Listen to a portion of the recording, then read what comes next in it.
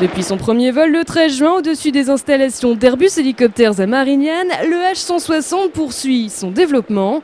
Hier, jeudi 26 juin, l'hélicoptère a réalisé un vol de démonstration survolant un parterre d'employés et d'officiels du groupe.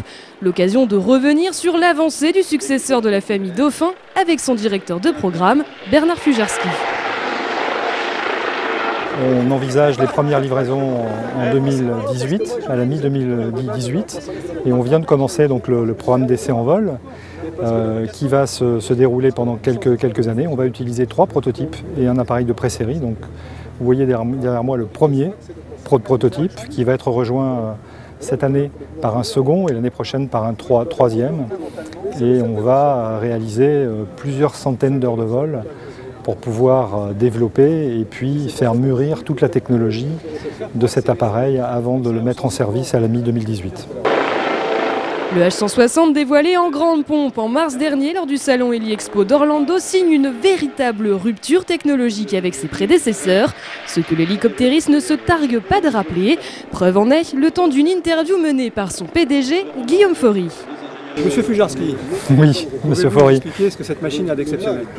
Elle est exceptionnelle. Cette machine a plusieurs titres. D'abord, elle est très innovante. Elle comporte pas moins de 68 innovations, 68 brevets.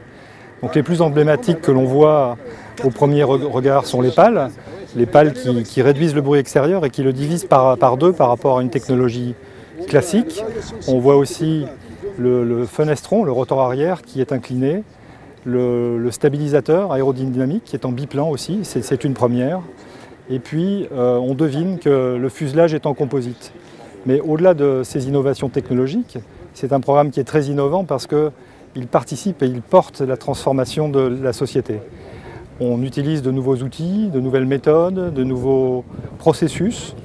On a par exemple 2 bancs d'essai qu'on appelle des hélicoptères zéro. L'un qui comporte tous les équipements électriques et avioniques et qui nous permet de tester en vraie grandeur et dans la vraie géométrie tous les systèmes de l'hélicoptère. Et on a commencé à les tester il y a à peu près 18 mois.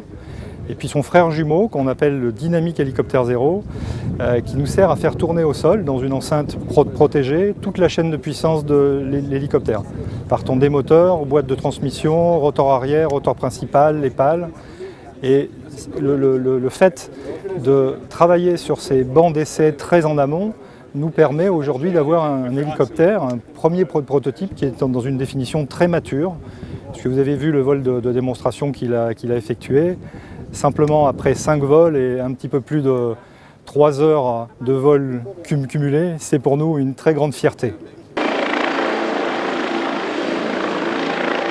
Le marché de l'hélicoptère, échaudé par la crise du transport civil depuis 3 années, retrouve peu à peu des couleurs. Un prémisse de reprise dans lequel croit Airbus Hélicoptères. Les marchés aéronautiques civils en particulier sont cycliques et c'est vrai qu'on observe en ce moment un ralentissement.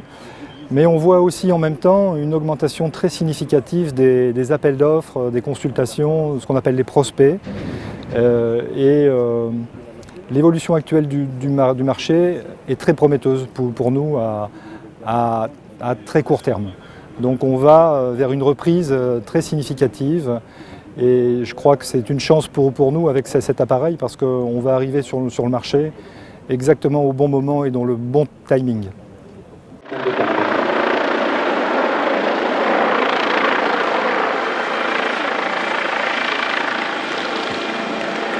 Merci pour le salut. Le H160 a ainsi exécuté hier son 5e vol. Airbus Hélicoptères a par ailleurs lancé la phase de conception d'un nouvel hélicoptère lourd, le X6, successeur du Super Puma.